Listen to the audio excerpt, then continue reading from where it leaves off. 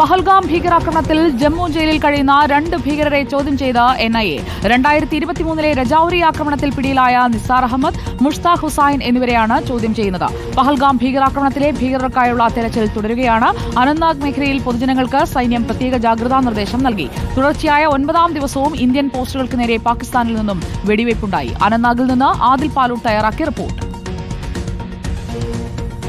ജമ്മു കാശ്മീരിലാകെ വലിയ ജാഗ്രതയാണുള്ളത്. അനന്തനാഗിൽ വാഹനങ്ങൾ പരിശോധിക്കുകയാണ്. ഇവിടെ ഒരു ചെക്ക് പോസ്റ്റിൽ CRPFന്റെയും ഒപ്പം ജമ്മു കാശ്മീർ പോലീസിന്റെയും നേതൃത്വത്തിൽ വാഹനങ്ങൾ പരിശോധിച്ച് മാത്രമാണ് കടത്തിവിടുന്നത്. വലിയ ജാഗ്രത ഈ മേഖലയിലാകെയുണ്ട്. പഹൽഗാം ഭീകരാക്രമണത്തിന് പിന്നാലെ ഭീകരർ ഈ അനന്തനാഗ് കുൽഗാം വനമേഖലയിലേക്ക് കടന്നിട്ടുണ്ടാകാം എന്ന സാധ്യതയാണ് ഇപ്പോൾ ഉള്ളത്. അതിൻ്റെ കൂടി ഭാഗമായാണ് ഈ മേഖലയിൽ പ്രത്യേക ജാഗ്രത ഇപ്പോൾ പോലീസിൻ്റെയും ജമ്മു കാശ്മീർ പോലീസിൻ്റെയും സൈന്യത്തിൻ്റെയും ഭാഗത്ത് നിന്ന് കാണുന്നത്. വാഹനങ്ങൾ മുഴുവൻ പരിശോധിച്ചു മാത്രം പഹൽഗാമിലേക്കും ശ്രീനഗറിലേക്കും കടത്തിവിടുന്നുള്ളൂ എന്നതാണ് നമ്മൾ ഇവിടെ നിന്ന് കാണുന്ന കാഴ്ച.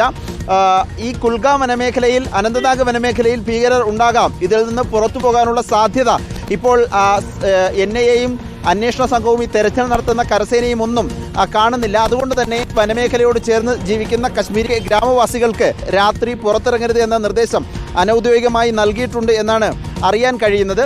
ചില മേഖലകളിൽ ഇങ്ങനെ താൽക്കാലിക ചെക്കിംഗ് പോസ്റ്റ് സ്ഥാപിച്ച് ഉള്ള പരിശോധനകളും നടക്കുന്നുണ്ട്. ഇതിനൊപ്പമാണ് കശ്മീരിൻ്റെ അതിർത്തി മേഖലയിൽ കുപ്വാര, ഉറി അടക്കമുള്ള അഖ്നൂർ അടക്കമുള്ള മേഖലയിൽ ഇപ്പോഴും പാകിസ്ഥാനിൽ നിന്ന് പ്രകോപനമുണ്ടാകുന്നു, വെടിവയ്പുണ്ടാകുന്നു എന്നുള്ളത് ശക്തമായ തിരിച്ചടി ഇന്ത്യൻ സൈന്യം നൽകുകയും ചെയ്യുന്നുണ്ട്. NIAയുടെ അന്വേഷണമാകട്ടെ പുരോഗമിക്കുകയാണ്. 2800-3000-ഓളം ആളുകളെ ചോദ്യം ചെയ്തു. 180 ആളുകൾ ഇപ്പോഴും കസ്റ്റഡിയിലാണ്. ആ വിധത്തിൽ പ്രാദേശികമായ സഹായം ലഭിച്ചോ എന്നതിൽ അന്വേഷണം തുടരുന്നു. ഇതിനെല്ലാം പുറമെയാണ് ഈ രൂപത്തിൽ ഒരു ജാഗ്രത ഈ മേഖലയിൽ ഇപ്പോഴും തുടരുന്നു എന്നുള്ളത്. അനന്തനാഗിലാകട്ടെ ഒരു ചെക്കിംഗ് പോസ്റ്റാണ് നമ്മൾ ഈ കാണുന്നത്. ചെക്കിംഗ് പോസ്റ്റിൻ്റെ സമീപത്താണുള്ളത്. ഇവിടെ എല്ലാ വാഹനങ്ങളും പരിശോധിച്ച് മാത്രമാണ് കടത്തിവിടുന്നത്. അനന്തനാഗിൽ നിന്നും വീഡിയോ ജേർണലിസ്റ്റ് മനു ബാലകൃഷ്ണനൊപ്പം reporter Adil Palode, in reporter Kashmir.